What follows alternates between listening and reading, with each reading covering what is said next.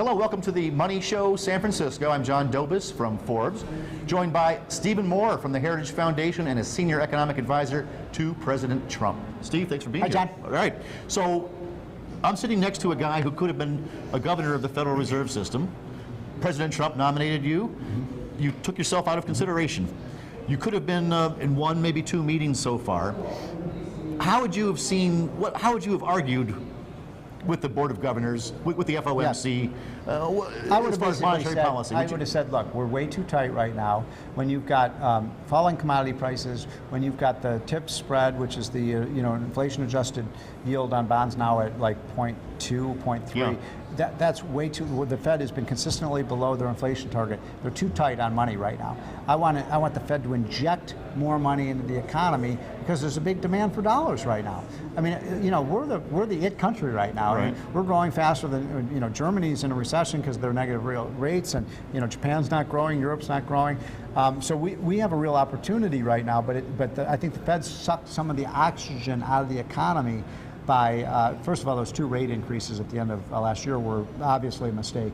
And then not being quick enough on the draw in terms of finding ways to inject more liquidity. Now, one of the ways to do that a lot of people haven't been paying attention to is starting in around 2007, 2008, the Fed started paying interest on reserve of draining liquidity. Yeah, and what that did was basically banks then started sitting on the money because they, risk-free rate. Exactly. Yeah. And as rates came down on everything else, it even became more attractive to just sit on the money, and that's restrained lending by banks. Totally. And so I would like to see us dramatically reduce that rate that the Fed is paying banks. Then they would lend out the money and you get that money multiplier effect, and I think would be a healthy thing. You are not a fan of normalizing, quote unquote, interest rates. I don't know what it means. You're going to have to tell me what a normal rate means. As I understand it, the idea is that the Fed has an arsenal that can fight recessions and such by lowering interest rates and such. So you got to have them high when things are good, so you can go low when things are bad. Is that faulty? Why would you want to take a good situation in the economy and make it worse? And that's what they did in September.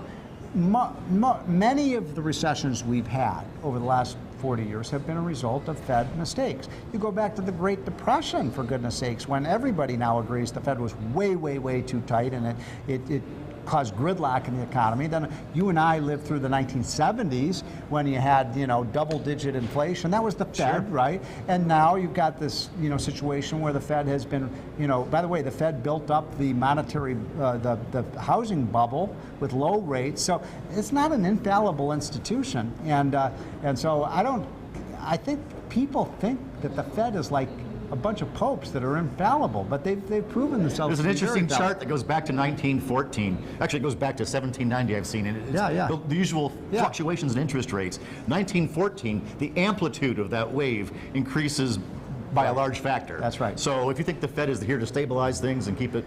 Yeah, we did have a nice period, in the 80s and 90s when the gold price was stable and, prices were stable and we had a big boom. I'm not for people to say, oh, you're for more inflation. No, I'm not. I want stable prices. Right. I want, why do we hold money in bank accounts? Why do you and I have, money, dollar bills in our pocketbooks?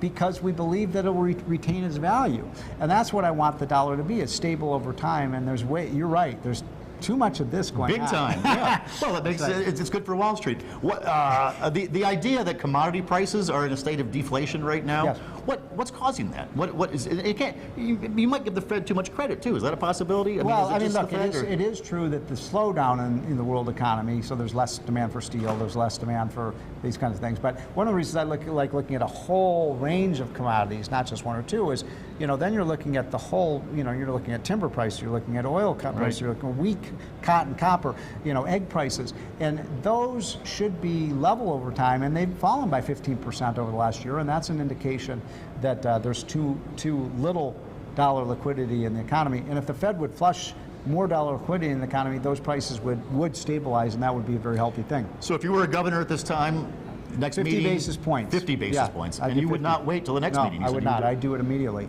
Why wait? Well, that might alarm markets. Don't you think that would be a possibility? I think they're pretty alarmed already. But you may be right. But look, I would like to see them. If they're going to do it now. Right.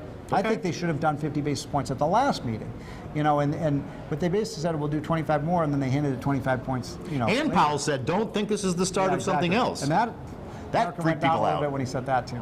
Steve, thanks a lot. Okay, good to be with you, my friend. You too. You too.